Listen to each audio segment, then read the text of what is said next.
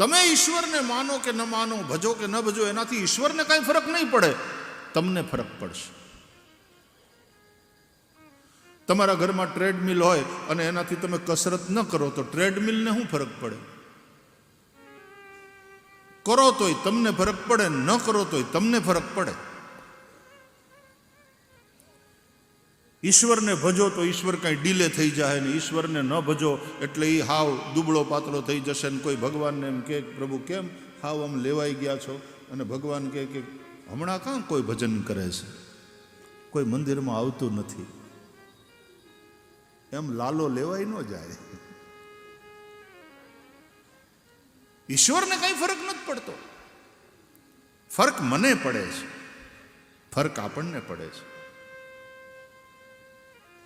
If that strong faith is there, એ બહુ મોટું સંબલ બનશે.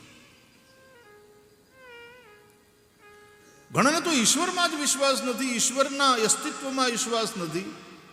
પૂછે છે ઈશ્વર ક્યાં છે, કોણે જોયો, કેવો ઈશ્વર ને કેવી વાત. આ તો એના જેવું થયું કે દરિયાની માછલી બીજી માછલીને પૂછે કે બેન દરિયો તે જોયો, એટલે ઓલી કે કેવો દરિયો ને કેવી વાત, બધી વાતું.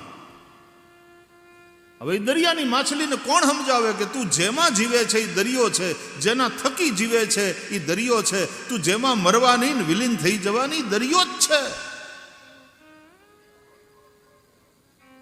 હર વ્યક્તિ હરિ કા હસ્તાક્ષર હૈ. Each and every soul is an autograph of that Almighty.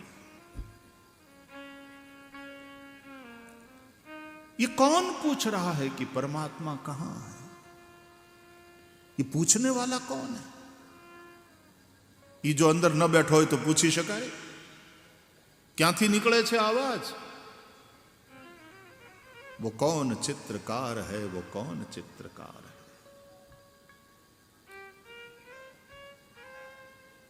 कवि काग बापूनी भाषामां जरा जुदी रीते, जेने पृथ्वी तणो पींडो कर्यो ई रजलाभ तो क्यांथी हशे, अन जगचाक फेरवनार ई कुंभार बैठो क्या हशे.